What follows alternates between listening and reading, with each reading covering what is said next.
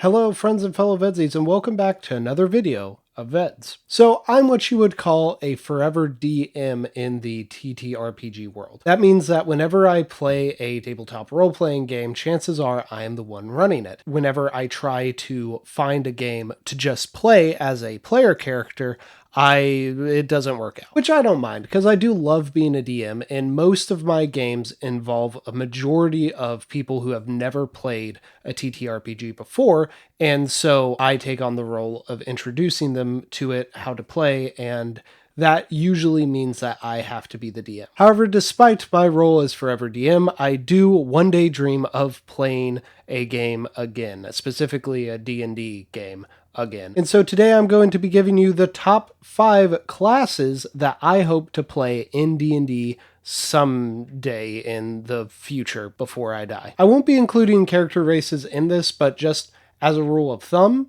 just assume it's a dwarf. Number 5, Rune Knight Fighter. Rune Knight Fighter is a really appealing blend between a martial class with a little bit of magical flavoring to it.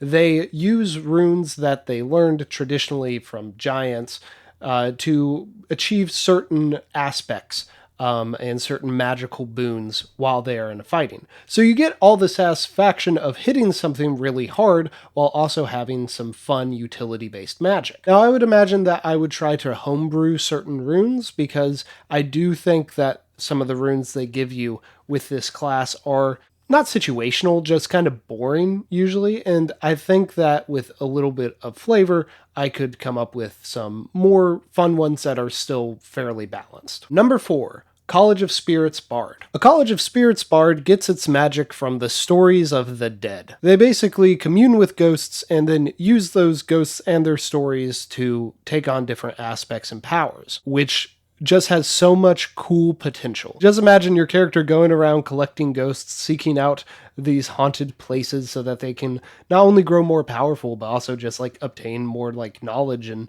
also kind of like have little friends that they can travel along with. And obviously you can have just like a really fun gothic aesthetic with a character like this. Number 3, Primeval Druids. This is an Unearthed Arcana class, so not official yet, but it's being play tested. And let me just read out to you what the description is, because it's so cool. The Circle of Primeval teaches that though the land may change over time, it never truly forgets.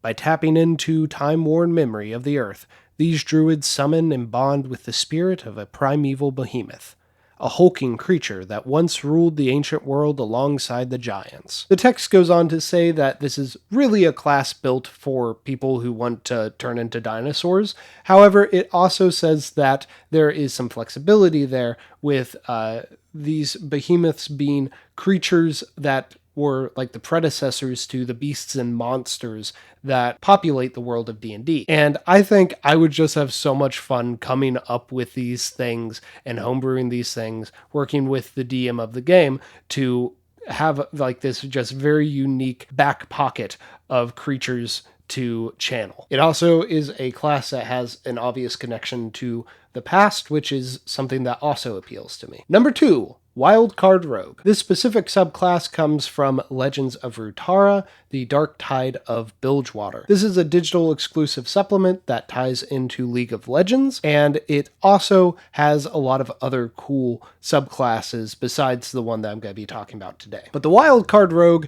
is a rogue who throws cards at people. That's like their main weapon.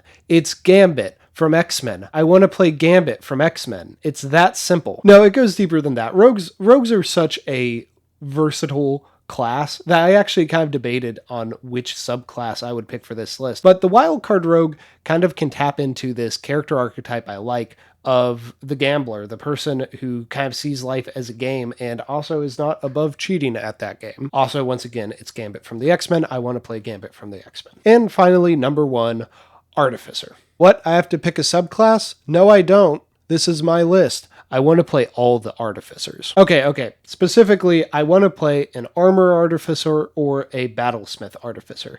I'm flexible on each. I have concepts for each. The Armor one is a Centaur, which isn't always a playable race in a game, but If I ever get to play my Centaur armor, I'll be very happy. But the idea of the person who combines technology with magic lends itself to a lot of different types of characters and a lot of different types of settings. So I don't want to nail myself down to one subclass because I feel like, even more so than all these other classes, this would be most dependent on the type of game that I was playing and the people I was playing with. Maybe your artificer is a kid who really likes robotics and breaks into fantasy Disney World so that he can break into rides and look at all the robotics. Or maybe it's a burnt out wizard who's like, spells are not good enough.